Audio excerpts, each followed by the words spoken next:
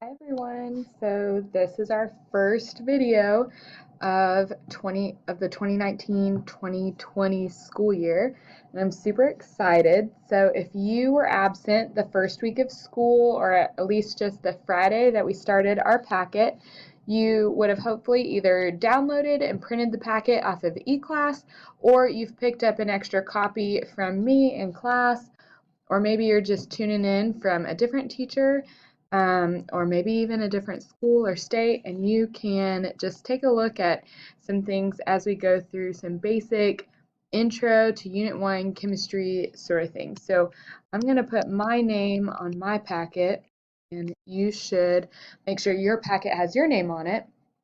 And one of the first things that we want to make sure that we understand is how important units are. So numbers without units are like people without clothes. It's just wrong in public, okay? All numbers have to have a unit. If you don't include your units in chemistry, you're going to have points deducted, okay? So this is really important because if I just have the number 4.5 written down without a unit, I have no idea what that number means. That number could mean 4.5 hamburgers. That could mean 4.5 centimeters. That could mean 4.5 miles. Okay, all of those are very different things, and what gives them meaning, what gives those numbers meaning, are these units, the word that comes after, or the symbol that comes after the number. Okay, it provides meaning for the number. And so with our numbers, as we look at them and as we use our units, we can talk about accuracy and precision because our numbers determine how accurate we are or how precise we are. And so as we look at a definition of accuracy, it is the measurement of how right or correct your answer is.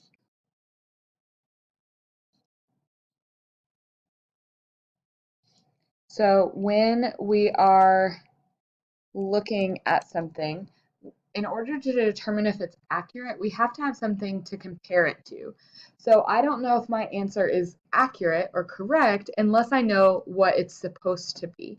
So for example, on a quiz, I know if I'm accurate on question 1 if I know what the teacher says the right answer is, or if I just know what the right answer is because I've learned things. But with experiments, a lot of times accuracy is based on what the math tells us the answer should be or the result should be, and how close we're able to actually get to that. Now, when we use the word precision, okay, we talk about how instruments can be precise, or a set of data can be precise. And so we kind of use them to mean the same thing, but in two different ways. When we talk about the precision of instruments, we talk about how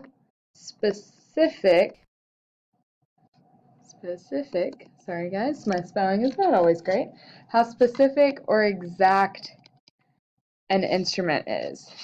So this means, can I measure exactly 100 milliliters, or will I only be able to get around that amount? And so it's usually determined by the number of graduations or tick marks on instruments.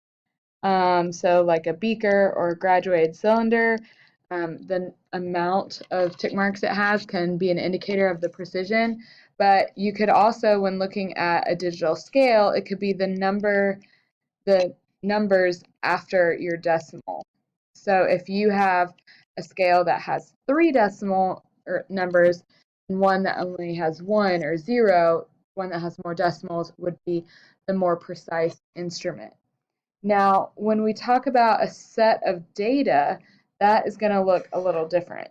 When we talk about a set of data and we talk about precise, we talk about trials being repeatable, okay, or the trials are close together. Okay, so when we're looking at numbers or a visual, so we know that most of the time when we're dealing with science, we've got numbers, we've got a data table, and so if I do two different trials, so trial 1 and trial 2 of the same experiment, and I just repeat it, okay? If in trial 1 I get 4.5 grams, 4.4 grams, and 4.5 grams, but in trial 2 I get 7.2 grams, 3.7 grams, and 9.8 grams.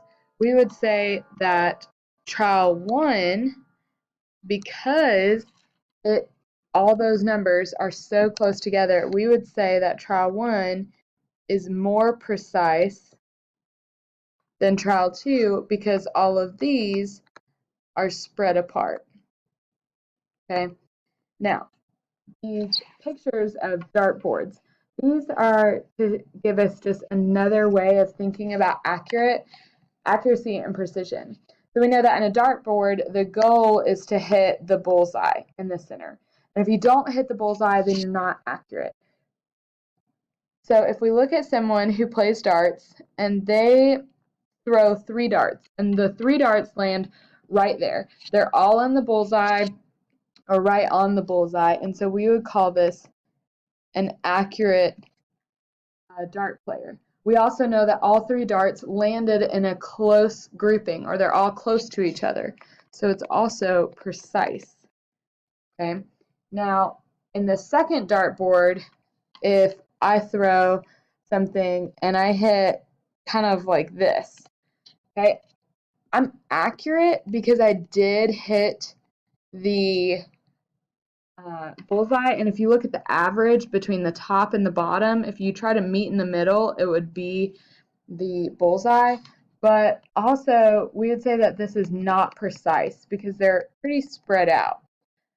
Okay, but when we look at the third dartboard, if I hit all 3 of them in that outer ring there, I would be not accurate because not a single one of my darts hit the bullseye, but I am precise because I'm hitting the same spot every time. I'm repeating my results. It's very repeatable. Now, myself am actually like this fourth dart player where you hit one there, you hit one that hits the wall, you don't even hit the dartboard, and then you hit one that might be kind of close. So this is someone who is not accurate and not precise because they're not being able to repeat the results and they're not even hitting the goal. Now, when we look at accuracy and precision, part of measuring is having a little bit of uncertainty because we don't have instruments that can be specific enough to measure down to the very atom that is in there. Well, at least not readily available instruments to the general public. And so when we make a measurement, for example, if I read on a digital scale that my baking soda weighs 10.7 grams, then on the scale, this 7 would be an estimated digit or an estimated number. It's a guess because it knows for sure that it's greater than 10 and less than 11, but it's not quite sure exactly where in that part. And so it's always the last number that is your estimated digit. If I'm using a ruler, and we'll get into that more, and I have 10.780 centimeters, okay, that 0, assuming I read my ruler correctly, would be my estimated digit. It's always the last one listed. Now, the key is it's all dependent on which instrument you used. Different instruments can measure out to different levels of precision or different numbers of decimal points. So that will be really important. And in the next video, we're going to go through like the types of measurement, the instruments we use, the units, and kind of look into all of that.